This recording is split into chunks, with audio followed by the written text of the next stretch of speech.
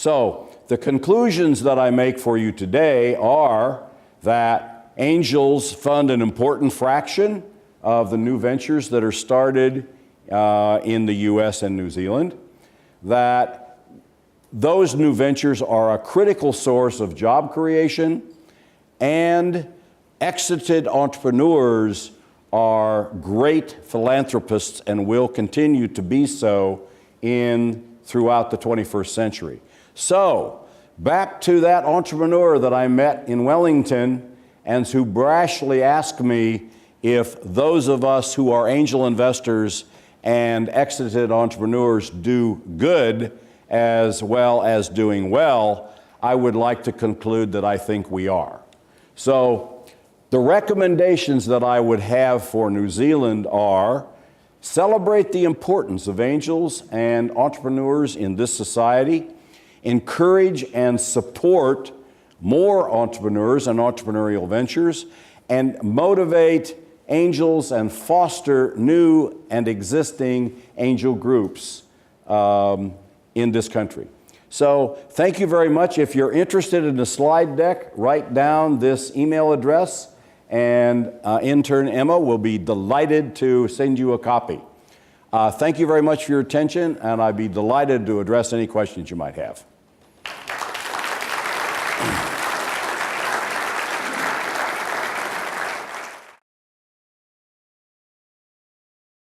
So the question is, can entrepreneurship be taught?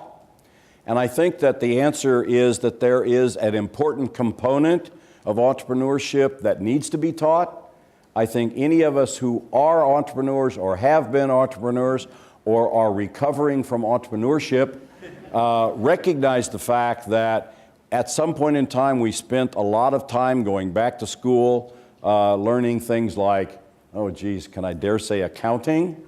And finance and sales and marketing. I'm an engineer. I didn't understand any of those other disciplines, and so I spent a lot of time back in school learning about them. There are some great schools around the world that teach entrepreneurship, but I will say this: I don't want to necessarily encourage even entrepreneurial graduates to immediately start a venture. I think 10 years of experience working in industry, small business, large business, entrepreneurial ventures, Fortune 1000 companies, whatever, is really, really good experience before you step out on your own. So I am a believer in entrepreneurial education, but I am also a believer in good hard knocks, the experience that one can get from working in industry will help you become a better entrepreneur. Anyone else?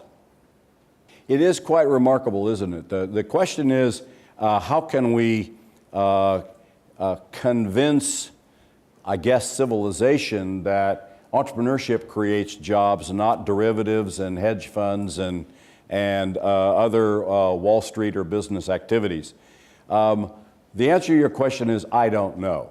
I think, however, that more education on what entrepreneurial ventures bring to our civilization and our society, especially, I actually almost said especially in capitalistic societies, but frankly I think the Chinese are as entrepreneurial as they come, so I can't even say that. I would say then in all societies, I think entrepreneurships have a huge impact on the creation of jobs and wealth, and I think that's what it's all about. So I wish that it weren't so that the Harvard Business School MBA kids all end up working on Wall Street. I wish more of them were out there starting companies. I think some of them are, and I wouldn't be surprised if we have more in the future. I can only hope. What were my hard knocks, and what did I best learn from them? Okay. First hard knock would be there's a thing called a customer, and that's the most important thing in a business except for perhaps employees. I would sort of put them in a tie for first. Rob Adams out of the University of Texas wrote a great book called kick-in-the-ass basic training for entrepreneurs. Rob Adams, ADAMS. I encourage everyone to read it.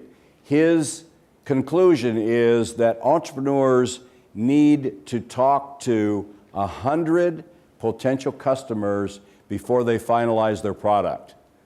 Now, I think that may be a little on the large size as far as the number of customers you need to talk to, but his point is well taken.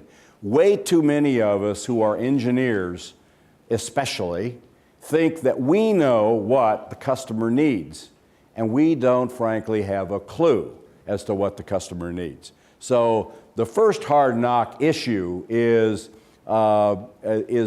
dealing with customers appropriately. We have to understand our customers' needs, we have to listen to our customers, and we have to make sure that I read somewhere we have to delight our customers. That's the first hard knock, and that was a little hard for me to bite off at the very beginning. I think there were some other ones along the line, but I think that's the most important one I might mention. Okay, so what kinds of ventures, at what stage of development are we looking for as angel investors, and what kind of return on investment? Well, if you do some math, I'm going to answer the second question first. If you do some math, you will, and 9 out of 10 of your companies at best give you a return on capital, and it's actually not quite that good, almost that good. And 1 out of 10 has to give you all your return on investment, and this is a high-risk portfolio. You have to be looking for 20 X's on every one of them. That's the only way you're going to make any money. If you get 2X in 1 out of 10, and the rest of them give you your money back, you could be better off putting your money in the bank at 3%. So we really have to bet on scalable ventures. The kinds of things that we look for in ventures besides scale is the management team. Now, sure, we would love to invest in serial entrepreneurs that have, like these 3 guys. Yeah, we'd love to invest with them, but they really don't need us anymore. So we end up most of our time investing in first-time entrepreneurs. So what do we look in first-time entrepreneurs? Well, I think 2 things are at the top of my list anyway: integrity and coachability.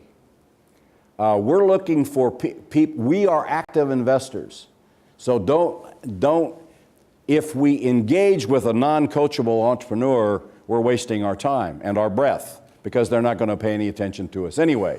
So we think a company has a lot better chance of surviving and growing and being successful if the entrepreneur will engage his or her advisors in growing the venture. So integrity, and there's no such thing as a little white lie. You know, one little white lie, I'm out of here. Next company, bring them in. So integrity, coachability are 2. We'd like you to have a little bit of, actually we'd like to have quite a bit of business vertical experience. In other words, in that segment, if you're a researcher in life sciences and you want to start a software company, that's probably not going to work for us. We'd like somebody who's got some software experience and some experience in supervising or management people. That would be helpful. So those are sort of the kinds of things that we look for in a management team. What else are we looking for? Competitive advantage. We'd like to have some exclusivity in the space, a patent, trade secret, big head start, something that gives us some advantages over the competition so that somebody with deeper pockets can't step in as soon as they see this cute little innovation and immediately reverse engineering and blow us out of the market because they've got more money than we do.